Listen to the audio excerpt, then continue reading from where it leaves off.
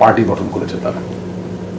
তো তাদের একজন অন্যতম নেতা যখন মানে আমি হাসনাত আবদুল্লাহর কথা যদি ধরি, তিনি ফেসবুকে স্ট্যাটাস দিয়ে তিনি দাবি করেছেন যে সেনাপ্রধান ডেকেছিলেন, সেখানে আলোচনা হয়েছে এবং মানে কাইন্ড অফ আওয়ামী লীগকে পুনর্বাসনের জন্য প্রকারান্তর চাপ দেওয়ার কথা বলেছে, যে you people do not know anything, তোমরা কিছু জানো না, এই যে বিষয়গুলো তোমরা ছেলেরা বোঝো না, তোমাদের চেয়ে আমাদের অভিজ্ঞতা বেশি, ইত্যাদি ইত্যাদি।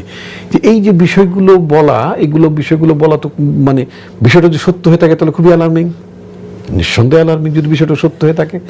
আবার যদি আপনি ওদের আরেকজন নেতা হান্নান মাসুদ, তিনি বলেছেন দুজনে একজন মিথ্যা বলেছে বিকজ সার্জিস আবার এটাকে একটু টোন ডাউন করার কথা বলেছে, মানে মিটিং হয়েছে এটা সে অ্যাডমিট করেছে এবং এটা সে মানে এটাতে সেনাপ্রধান ডাকেননি বা সেনাবাহিনী থেকে ডাকা হয়নি সেটাও সে ক্লিয়ার করেছে, তারা নিজেদের আগ্রহ থেকে গেছে সেটাও সে ক্লিয়ার করেছে।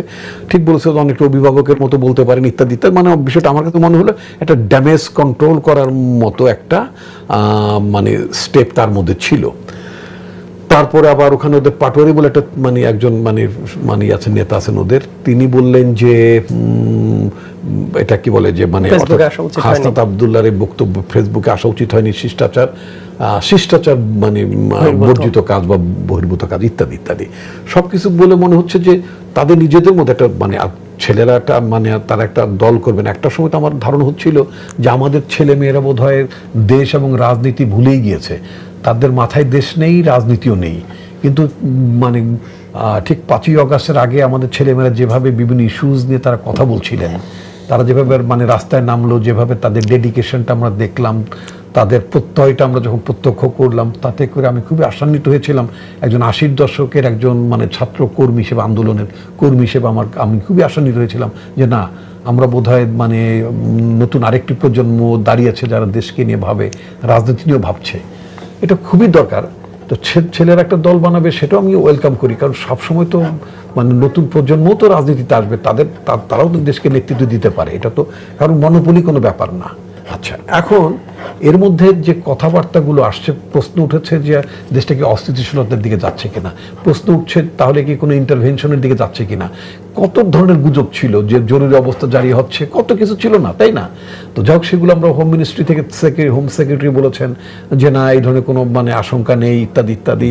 তারপর সেনাপ্রধান নিজে বলে মানে আইএসপিআর এর তরফ থেকে তাদের স্টেটমেন্ট আমরা দেখলাম, সব কিছু মিলে। এবং তারপরে এর পাশাপাশি সবচেয়ে ভেরি কি বলে আপনার মানে বিপজ্জনক যে ব্যাপারটা হলো বা যেটা উদ্বেগজনক ব্যাপারটা হলো, সরকারের একজন উপদেষ্টা, যিনি এখন তো মন্ত্রীদেরকে তো উপদেষ্টা বলা হয়, মন্ত্রী পর্যায়ের মানুষ, আসিফ মাহমুদ বোধহয় তার নাম, তাই না, এলজিআরডির দায়িত্বপ্রাপ্ত।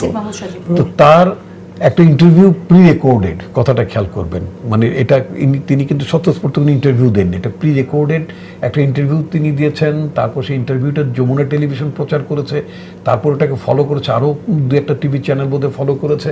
তো একটা মানে উপদেষ্টা যারা থাকেন তারা তো মানে সংবিধান অনুযায়ী যতক্ষণ পর্যন্ত ওই সংবিধান আওতায় আপনি শপথ নিয়েছেন, আপনি মনে করছেন যে বিষয়গুলো একই সূত্রে গাঁথা, মানে তিনি শপথের গোপনীয়তা রক্ষা করবেন, এটা কিন্তু তাকে উল্লেখ করতে হয়।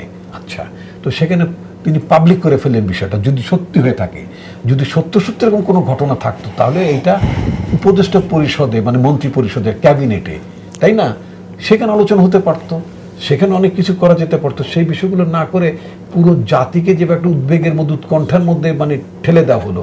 একটা হচ্ছে এবং প্রধান উপদেষ্টাকে তারা জিজ্ঞেস করতে পারতেন, তিনি তো ছাত্রদের একটি অংশের প্রতিনিধিত্ব তিনি করেন, তাই না, এতে তো কোনো সন্দেহ নেই।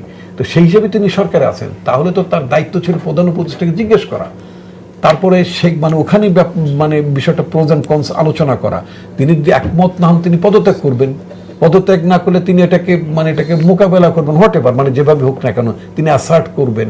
তা না করে তিনি যেভাবে মিডিয়ার সামনে হাজির হলেন এবং যেভাবে বিষয়গুলো মানে আসলো, তাতে করে তো মানুষের মধ্যে একটা উৎকণ্ঠা আসতেই পারে।